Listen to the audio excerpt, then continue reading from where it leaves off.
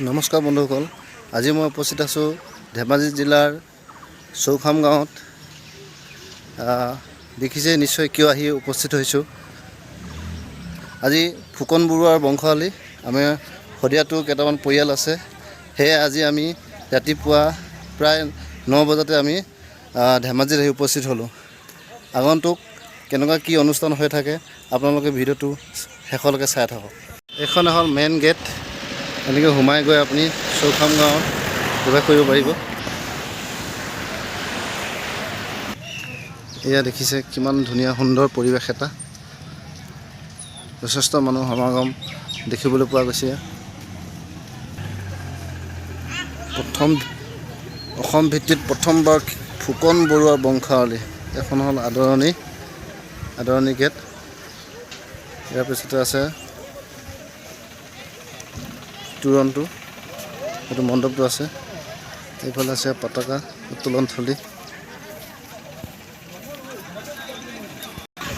এইটো ভোজালৈ, ইয়াতে আহাৰ গ্ৰহণ কৰা হৈছে।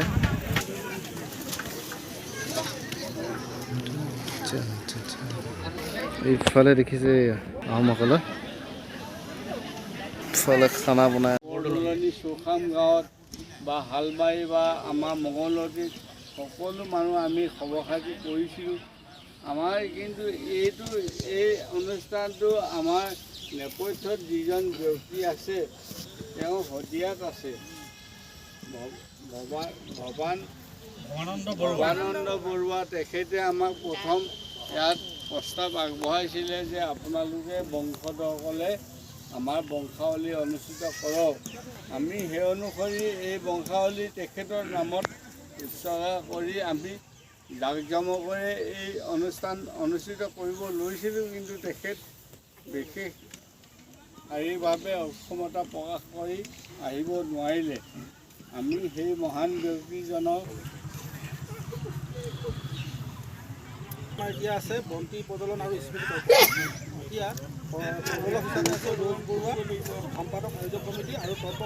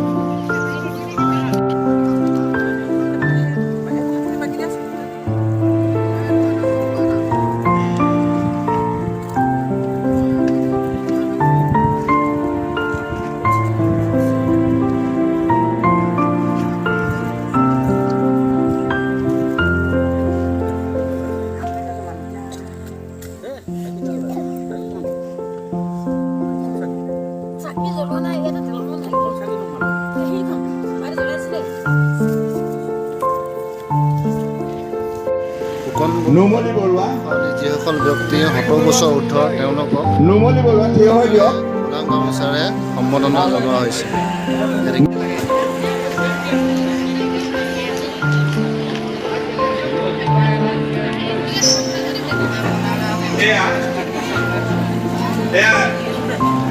মুনি ফুকনৰ পৰিয়ালবৰ্গ, এয়া আমি মুনি ফুকনৰ পৰিয়ালবৰ্গক চিনাকি কৰিলোঁ। এতিয়া নবীন ফুকনৰ পৰিয়ালবৰ্গ হাত দিব লাগে, যাব লাগে, মঞ্চত প্ৰৱেশ কৰিব লাগে। জৱাহৰলাল ফুকনৰ পৰিয়ালবৰ্গ হাত দিব লাগে।